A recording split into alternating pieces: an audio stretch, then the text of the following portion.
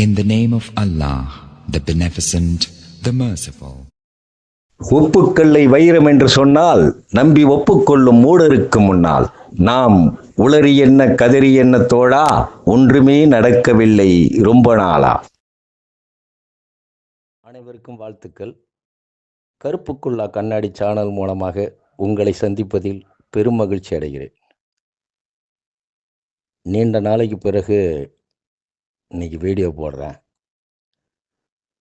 சில பல வேலைகள் ஆயிடுச்சு.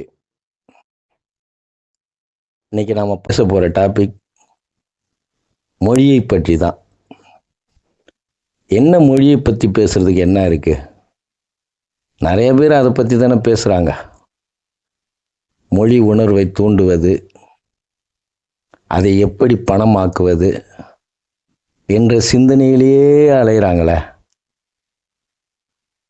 மொழி எங்களுக்கு உயிர், எங்கள் மொழி தான் எங்களுக்கு.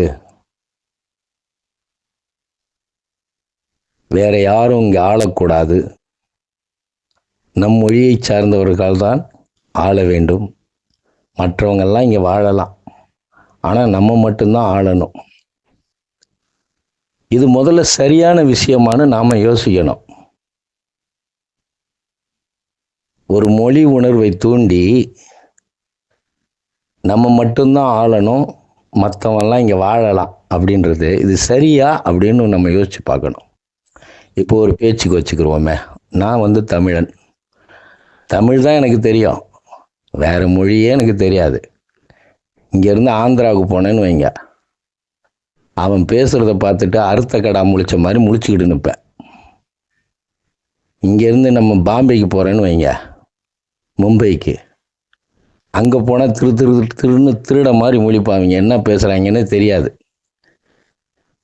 எனக்கு வேறு மொழியும் தெரியாது, படிக்கவும் தெரியாது, பேசவும் தெரியாது.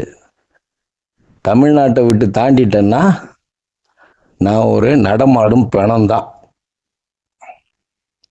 அப்படின்னு என்னதான் நான் சொல்கிறேன், வேறு யாரையும் சொல்லலை, என்னதான் சொல்கிறேன். மொழி தெரிஞ்சாதானே அங்கே போய் நான் ஏதாவது ஒரு அட்ரஸ் கேட்க முடியும். எது கேட்டாலும் சரி, இந்த போர்டில் என்ன போட்டிருக்கு, இந்த பலகையில் என்ன போட்டிருக்குன்னா கூட எனக்கு அவன் மொழி தெரிஞ்சாதான் அந்த 2 வார்த்தையாவது நான் பேச முடியும், அவங்ககிட்ட கேட்க முடியும். எனக்கு தமிழ் மட்டும்தான் தெரிஞ்சு தொலையுது, வேற எதுவும் தெரியாது. அப்போ தமிழன் தான் இங்கே ஆளணும், மற்றவன்லாம் வாழணுன்றாங்களே. இது எந்த வகையில் இது சாத்தியமாகும்னு இப்போ கொஞ்சம் ஒரு கற்பனைக்கு சொல்கிறேன்னு வச்சுங்களேன். இப்போ நான் இருக்கிறேன், நான் தமிழன், நான் இங்கே ஆளலாம். மாற்று மொழிக்காரன் இங்கே இருக்கிறான்னு வைங்க, அவன் இங்கே வாழலாம், அவன் நல்லவனாக இருப்பான். மாற்று மொழிக்காரன் எல்லாத்துலேயும் மொழி வேறுபாடு பார்க்க மாட்டான், மத வேறுபாடு பார்க்க மாட்டான், சாதி வேறுபாடு பார்க்க மாட்டான், தர்ம சிந்தனையோடு இருப்பான். அவன் மாற்று மொழிக்காரன்னு வச்சுங்க. இப்போ நான் தமிழன், என்னதான் நான் சொல்கிறேன், வேற ஆள சொல்லலை. நான் ஒரு மொல்லை மாதிரி, நான் ஒரு திருட்டு பையன். தமிழை சொல்லி நான் சம்பாதிக்கிறவன், தமிழ் உணர்வை தூண்டி நான் சம்பாதிக்கிறவன். நான் ஆண்டா இந்த நாட்டை நல்லா இருக்குமா, இல்லை மாற்று மொழிக்காரனே வச்சுங்க, ஒரு இந்தியன், அவன் ஒரு இந்தியன் மாற்று மொழிக்காரன், ஏதோ மலையாளியோ தெலுங்கரோ கன்னடத்தாரோ யாரோ ஒருத்தர் வச்சுங்களேன். அவன் ரொம்ப தூயவன். அவன் இங்கே இந்த மக்களை ஆண்டா நல்லா இருக்குமா, அவன் எந்த ஜாதி மதம் பார்க்க மாட்டான், மொழி பேதம் பார்க்க மாட்டான் அப்படின்னு வச்சுக்க. அவனும் தமிழ் பேசுவான், நல்லாவே தமிழ் பேசுவான். அவன் இங்கே பிறந்து வளர்ந்தவன், இங்கேயே பிறந்து பூர்வீகமாக இங்கேயே வளர்ந்தவன். ஆனால் அவன் பூர்வீகம் பார்த்தீங்கன்னா தெலுங்காவோ இல்லை இந்தியாவோ மலையாளியாவோ இருப்பான்னு வச்சுங்க. ஆனால் ரொம்ப நல்லவன். நான் பச்சை தமிழன், பச்சை தமிழன், வேற மொழியே எனக்கு தெரியாது, ஆங்கிலமும் தெரியாது, தெலுங்கும் தெரியாது, கன்னடமும் தெரியாது. நான் ஆனால் பக்கா திருட்டு பையன். நான் ஆண்டா நல்லா இருக்குமா, அவன் ஆண்டா நல்லா இருக்குமா? இது லாஜிக்கு. நம்ம எப்படி யோசிக்கணும்? தமிழன்னு சொல்றோம், நம்ம தமிழன், நான் தமிழன், நான் ஏமாத்துறேன்டா, தமிழனே ஏமாத்துறேன். அவன் மண்டையை கழுவுறேன், அவன் மண்டையை கழுவி ஆமை மேலே 1000 பேர் ஊர்வலம் போனோம், நாங்கள் படகுல போனோம்.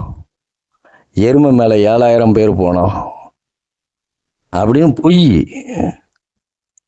சொல்கிறேன். நான் ஆண்டா நல்லா இருக்குமா, இல்லை மாற்று மொழிக்காரன் அவன் பூர்வீகமா அவன் வேற ஏதோ ஒரு மொழியே இருக்கலான்னு வச்சுங்க, அவன் நல்லவன் வச்சுங்களேன். நான் சும்மா சொல்கிறேன், யார் வேணாலும் ஆண்டுட்டு போகட்டும். ஏன்னா மக்களுக்கு அப்படிலாம் கிடையாது. இன்னைக்கு மக்களுடைய மனநிலை மாறி போச்சு. ஒருத்தன் இயல்பாகவே அவனுக்கு ஒரு தர்மம் செய்கிறான், ஒரு நல்லது செய்கிறான் அப்படின்னா அவன் நம்ப மாட்டான். ஆனால் சினிமா மூலமாக அவன் தர்மம் செய்கிற மாதிரியும் நல்லது செய்கிற மாதிரியும் அந்த மாதிரிலாம் நடித்தா மக்கள் ஏற்றுக்கிறக்கூடிய மனநிலைக்கு கொண்டுட்டு வந்துட்டாங்க. மக்கள் மனநிலை இன்னமும் மாறலை. எதையுமே பகுத்து பிரித்து பார்க்க தெரியல. அப்படி போய்கிட்டு இருக்கு. மொழி என்பது என்ன, முதல்ல நம்ம அதை தெரிஞ்சுக்கணும். மொழினா என்ன? அவனுக்கு அவனுடைய தாய்மொழி. தெலுங்கனுக்கு தெலுங்கு தாய்மொழி, கன்னடத்தனுக்கு கன்னடம் தாய்மொழி, தமிழனுக்கு தமிழ் தாய்மொழி, அரபுக்காரனுக்கு அரபு தாய்மொழி. அரபு பேசுனா அது ஒரு புனிதமான மொழி அப்படின்னு சொல்லிட முடியுமா? இல்லை அதுதான் உயிர்னு சொல்லிட முடியுமா? இல்லை இந்தி பேசுனா அதுதான் உயிர்னு? மொழி என்பது ஒருத்தருக்கு ஒருத்தருடைய அவங்களுடைய எண்ணத்தை பரிமாறிக்கொள்வது. நான் அவர்கிட்ட சொல்லணும், ஏதோ ஒரு மொழி தெரிஞ்சால் அவங்களுக்கு அந்த மொழியில நம்ம சொல்ல போகிறோம். அதே மாதிரி தான் எனக்கு என்ன மொழி தெரியுதோ அந்த மொழி அவருக்கு தெரியுதுன்னா அந்த மொழியில் நான் அவர்கிட்ட என்னுடைய தகவலை நான் சொல்ல போகிறேன். இன்னும் 2 மொழி தெரிஞ்சால் நான் வெளி மாநிலத்தில் போய் அந்த மொழியில் அவனுக்கு சொல்லுவேன். ரொம்ப சுலுவாக போயிடும். அந்த மொழியில் நான் பேசி அங்கிட்டு போய்கிட்டே இருப்பேன். மொழி என்பது அவ்வளோதான். இப்போ நம்ம பண்டைய கால மொழின்னு சொல்கிறோம், பழமையான மொழின்னு நம்ம மொழியை சொல்கிறோம், தமிழ் மொழியை. சரி, பழங்குடியினர், பழைய காலத்து குடியினர்னு வச்சுங்க, பழங்குடியினர் பழைய காலத்துல இருந்து இருக்கிறவங்க அது தமிழ் பேசுகிறாங்க. கல் தோன்றி மண் தோன்றி புல் தோன்றி வானம் தோன்றி சூரியன் தோன்றதுக்கு முன்னால் வந்தது தமிழ் அப்படின்னு சொல்கிறாங்க. தமிழே முதல் மொழியாகவே இருந்துட்டு போகட்டும், இருக்குன்னு வச்சுங்க. அது ஒரு தகவல் பரிமாற்றம் தானேங்க. நம்ம மொழி தான் பழைய மொழி, இருக்கட்டும், நல்லது தான், அது எல்லாருக்கும் தெரியும். பழைய மொழி இன்னைக்கு யாருக்கு தெரியும்? அது சொல்லுங்க. தமிழ் பண்டைய கால மொழி, பழைய மொழி. பெரியார் காட்டு பழைய மொழின்னாக்கா அவங்க திட்டுவாங்க. நீ பழங்குடியினர் சொல்றியடா. பழங்குடியினர்னா என்ன? ஆரம்ப காலத்தில் காட்டுவாசியிலிருந்து வந்தது காட்டுவாசியாக இருந்தான். அதுக்கப்புறம் அவன் முதல்ல தமிழ் தான் பேசினாருன்னு பெரியார் சொன்னார். அதான் காட்டு பழைய மொழி. முதல்ல காட்டுவாசியாக இருந்தான். முதல்ல பேசுனது அவன் தமிழ். பண்டைய கால மொழி இல்லையா? கல் தோன்றி மண் தோன்றி புல் தோன்றி முன்ன வந்தது இல்லையா? அதுதானே அவர் சொன்னார் பெரியார். காட்டுப்பழைய மொழினார்ல. அப்புறம் அதையே நம்ம திட்டணும். நீ நாகரிகமாக பழங்குடியினர் பண்டைய கால மொழி அப்படின்னு சொல்கிறோம். ஆக அந்த மொழியை வச்சுக்கிட்டு ஏன் வியாபாரம் பண்ணணும்? நீங்கள் எப்படியோ நம்ம தமிழை புனிதம், இது ஒரு ரொம்ப தேனினும் இனிமையான மொழி அப்படின்னு சொல்கிறோம். இதை வச்சுட்டு வியாபாரம் பண்ணுறது சரிதானா? இதை வச்சு மற்ற மண்டையை கழுவுறது சரிதானா? இது சரியா தப்பா? தமிழ்னு பேசிக்கிட்டு தமிழனை ஏமாத்துறது இது சரியா தப்பா? நீங்கள் சொல்கிறது பொய்ன்னு உங்களுக்கே தெரியும். ஆமை ஓட்டில் 1000 பேர் போனால் எருமை மாட்டு மேலே 70,000 பேர் போனான்னு சொல்கிறது பொய்ன்னு எல்லாருக்கும் தெரியும். தமிழில் பொய் சொல்லலாமா? அழகான தமிழாச்சே, அதில் பொய் சொல்லலாமா? சொல்கிறதெல்லாம் பொய். தமிழ்ன்ற வார்த்தையில் பொய்ன்ற வார்த்தையே இருக்கக்கூடாதுன்னு அப்போ எடுத்துருங்க, பொய்யை எடுத்துருங்க. பொய்ன்ற வார்த்தையும் இருக்குல்ல, தப்புன்றது தீமைன்ற வார்த்தையும் இருக்குல்ல. ஆக மொழி என்பது நம்ம புனிதமாகவே கருதுங்க. அதை பற்றி வானான்னு சொல்ல. அதை வச்சு ஏன் ஏமாத்துறீங்க? அதை வச்சு எதுக்கு ஏமாற்றணும்? திருக்குறளை பற்றி பேசுகிறீங்க. திருக்குறள்லே விளக்க உரைதான் நீங்கள் சொல்லிட்டு இருக்காங்க. திருக்குறள் விளக்க உரைதான் சொல்லிக்கிட்டு இருக்காங்க. திருவள்ளுவர் எழுதுனது அப்படியே போடுங்க. அவர் எப்படி சொன்னாரோ அப்படியே சொல்லுங்க. தமிழன் தமிழன்றோம்ல, நம்மெல்லாம் தமிழன்றோம்ல. வள்ளுவர் சொன்னதை அப்படியே சொல்லுங்க. எவனுக்காவது புரியுதா பாருங்க, மண்டையை பிடிச்சிட்டு ஓடி போயிடுவான். அதுக்கு எத்தனை பேர் அதுக்கு விளக்க உரை கொடுத்துருக்காங்க?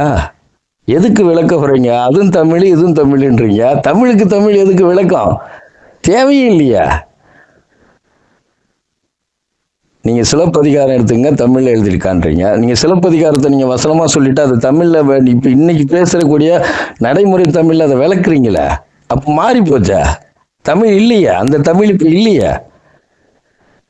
அதுக்கு விளக்கு உரை படிச்சுதான் படிச்சவனே அதை விளக்கு உரை படிச்சுதான் விளக்கம் சொல்லிக்கிட்டு இருக்கான். விளக்கு உரை படிச்சுட்டு தான் விளக்கம் சொல்லிக்கிட்டு இருக்கான்.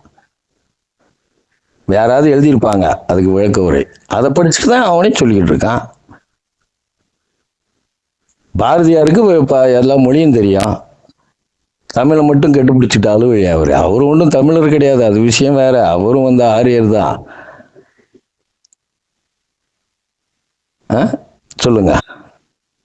ஆக தமிழை வைத்து மொழியாக்கக்கூடிய அதிகபட்ச நபர்கள் நம்ம மாநிலத்துல நம்ம தமிழ்நாட்டில் தான் இருக்கிறாங்க. ஆக யார் வேணாலும் வாழலாம், தமிழர் தான் ஆள வேண்டும் என்பது சரியா தப்பான்னு யோசிச்சுக்குங்க, சிந்திச்சுக்குங்க. யார் யாரை ஏமாத்துறான்னு பார்த்துங்க. நமக்கு ஒரு நல்லவன் தான் தேவை. இந்தியாவில் உள்ளவன் எவன் வேணாலும் எங்கே வேணாலும் போய் நம்ம நாட்டில் உள்ளவன் வெளியில் போய் நம்ம இருக்கிறவங்க, நம்ம நாட்டில் இருக்கிறவங்க வெளியில் போய் ஜனாதிபதி ஆனால் நமக்கு சந்தோஷம். வெளி மாநிலத்தில் போய் முதலமைச்சரானா ஆனால் சந்தோஷம். இந்தியாவில் இருக்கிறவன் அமெரிக்காவில் போய் முதலமைச்சர் ஆகிட்டான்னா சந்தோஷப்படுறான். ஆனால் இந்தியாவில் இருக்கிற வேறு மாநிலத்தில் உள்ளவன் இங்கே வந்து ஏண்டா திட்டுறீங்க? வெளிநாட்டில் போய் நம்ம நாட்டில் உள்ளவன் முதலமைச்சராக இருக்கிறான், நம்ம மகிழ்ச்சி அடைகிறோம், சந்தோஷப்படுறோம். ஆனால் நம்ம நாட்டில் உள்ளவன் பக்கத்து மாநிலத்துக்காரன் இங்கே முதலமைச்சரான ஏன் திட்டுறீங்க? எதுக்கு திட்டுறோம்னா, அவன் வந்து கொள்ளையடிச்சிட்டு போயிடுறான்னா நம்ம அடிக்க முடியலன்னு வேதனை. வேற என்ன? இதில் என்ன உங்களுக்கு ஒரு இது இருக்கும்? என்ன பற்று இருக்கும்? இருக்கிற 2000 கோடி 3000 கோடி அப்படியே மக்களுக்கு கொடுத்துருங்க. ஒரு 500 கோடி இருந்தால் கூட கொடுத்துருங்க. ஒரு 200 கோடி இருந்தால் கூட எல்லாத்தையும் எழுதி வச்சுட்டு ஒரு குடிசை வீட்டில் குந்திக்கிட்டு ஓட்டு கேளுங்க. அப்போ தமிழன்னு ஒத்துக்கலாம். தமிழன் மீது பற்று இருக்குடா இவனுக்கு, 1000 கோடி ரூபாய் அப்படியே கொடுத்துட்டான்டா அப்படின்னு சொல்கிறோம். மக்கள் சந்தோஷம், அது மனசு வராது. மேற்கொண்டு சேர்க்கணும். ஆனால் கேட்டால் தமிழன் தமிழன் தமிழன். அடுத்த வீடியோவில் சந்திப்போமா?